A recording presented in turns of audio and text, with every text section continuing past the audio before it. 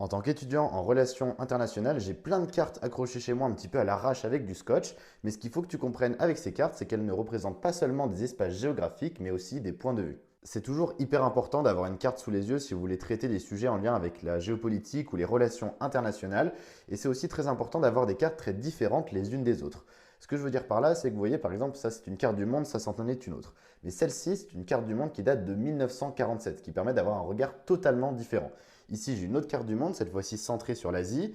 Ici, une autre, cette fois-ci centrée sur les États-Unis. Et ça nous donne une grille de lecture qui est totalement différente. J'utilise aussi des cartes qui sont à une échelle plus grande, comme par exemple ici la France, ou bien des régions, comme par exemple là la Turquie et ce qui l'entoure, ou encore l'Iran, ici l'ancienne Perse. D'ailleurs, si tu kiffes ce style de carte historique et en temps extrêmement bien dessiné, je t'invite à aller voir sur le site de Cartopolo, ils en font des magnifiques. C'est pas du tout une collaboration commerciale, je suis pas payé pour vous raconter ça, mais ils m'ont envoyé ces cartes et je les trouve absolument superbes.